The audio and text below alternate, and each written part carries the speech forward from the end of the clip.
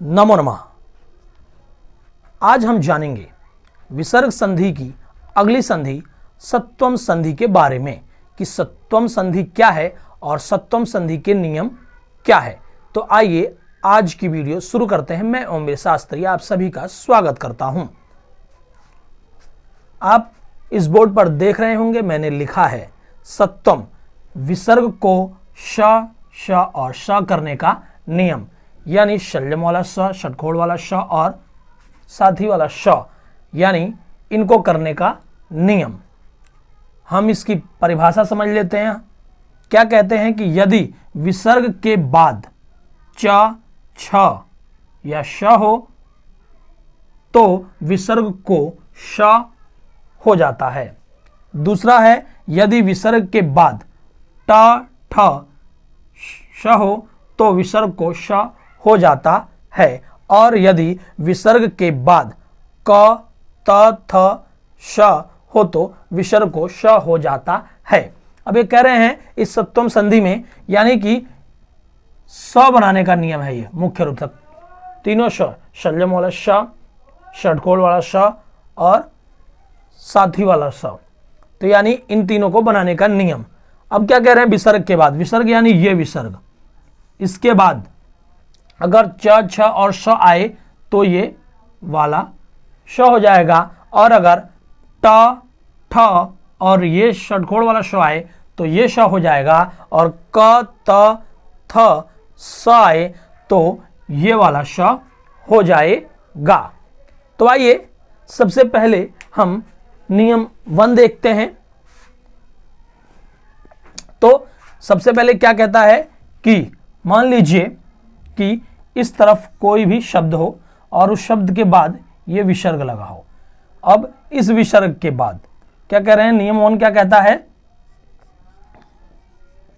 नियम 1 क्या कहता है कि विसर्ग के बाद, ठीक है, विसर्ग के बाद क्या होना चाहिए, च,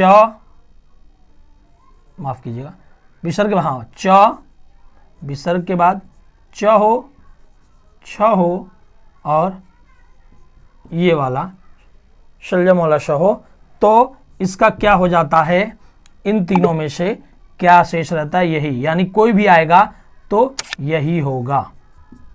ठीक है, ये इसका नियम है, यानी ये छोटा श होगा।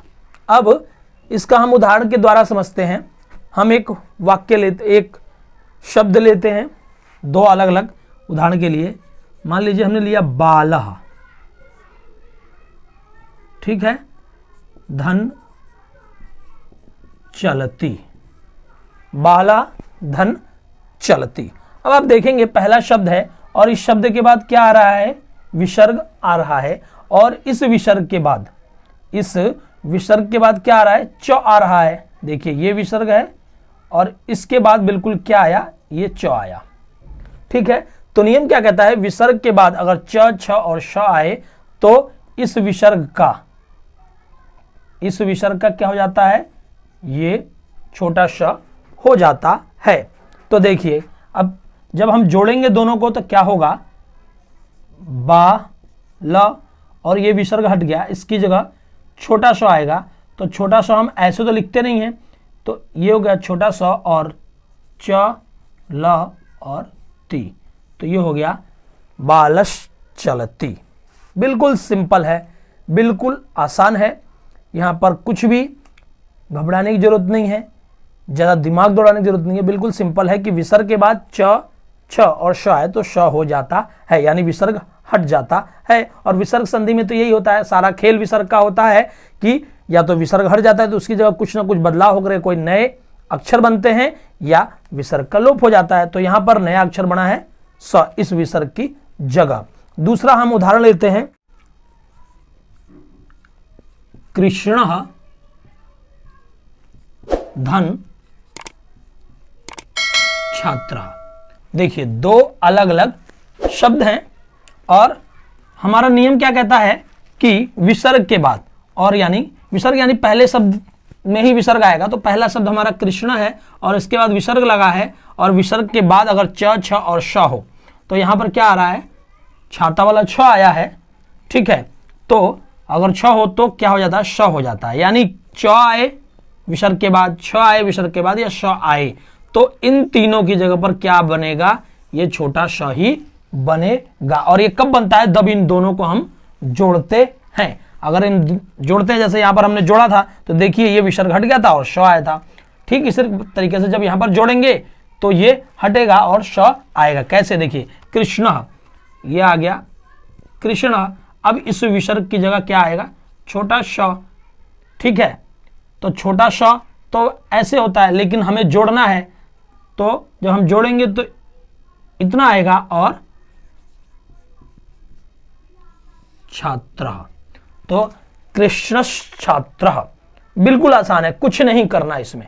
च छ छ आया तो विसर्ग के बाद श बन जाएगा, च छ और श आया तो ये हो गया, यानी जब हमने जोड़ा तो ये बन गया। अब जब हम अलग करेंगे, क्योंकि जब वर्ण विच्छेद आता है तो अलग करना आता है, जब हम अलग करेंगे तो ये श हट जाएगा और विसर्ग लग जाएगा।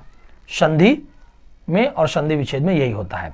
तो ये पहला नियम था। इसके बाद दूसरा नियम हम देखते हैं, इसको पहले मिटाते हैं।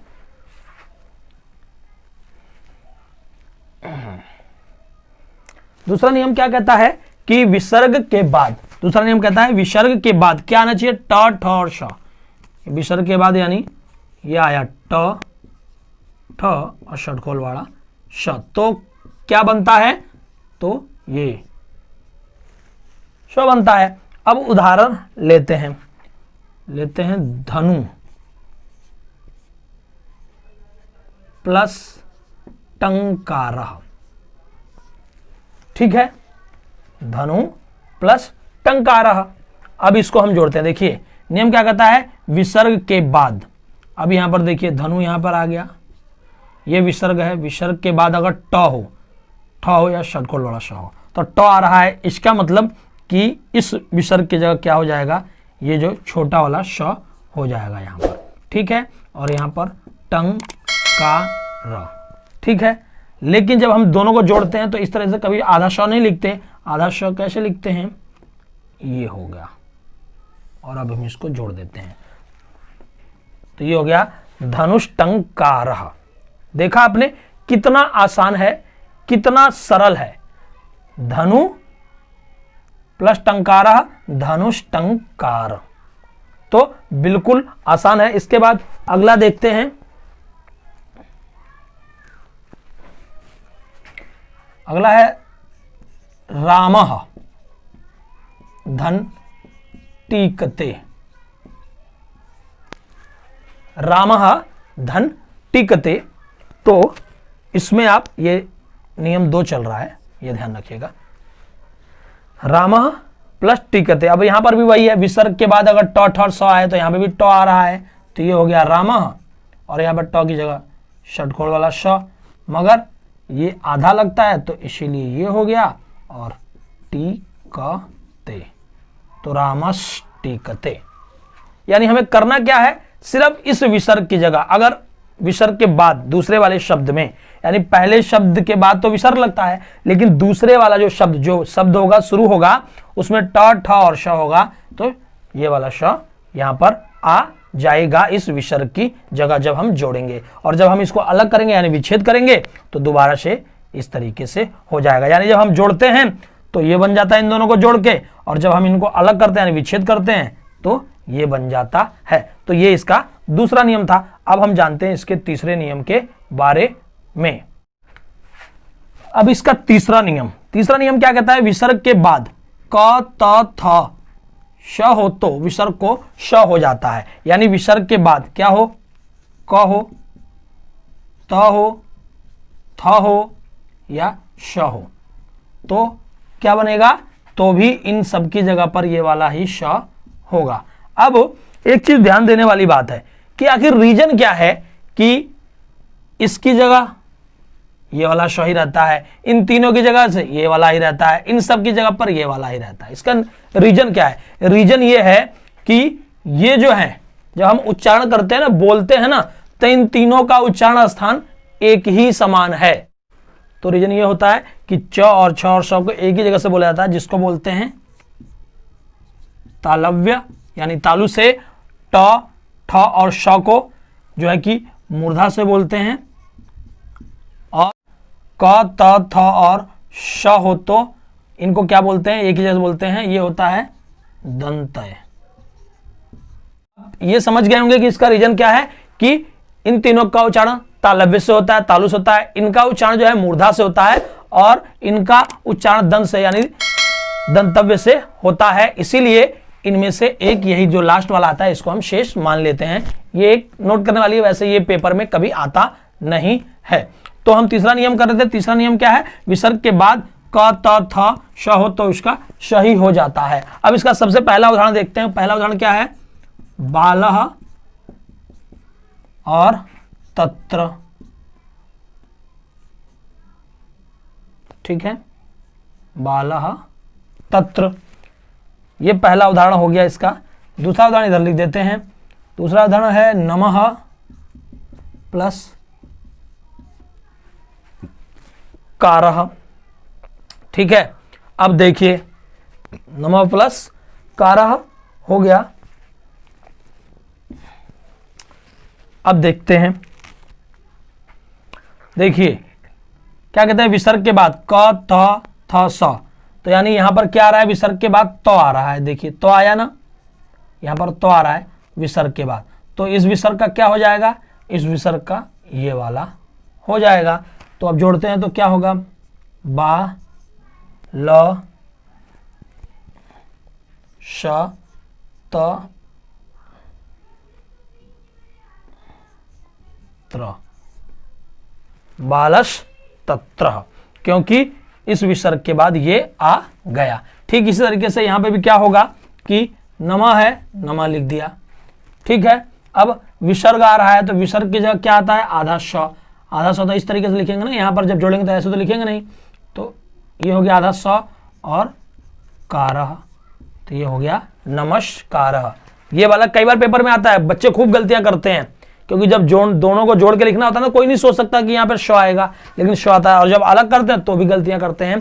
तो नमः प्लस कारः नमस्कारः, और बालः प्लस तत्र बालस तत्र। तो ये इसके 3 नियम थे, यानी सप्तम संधि के 3 नियम थे।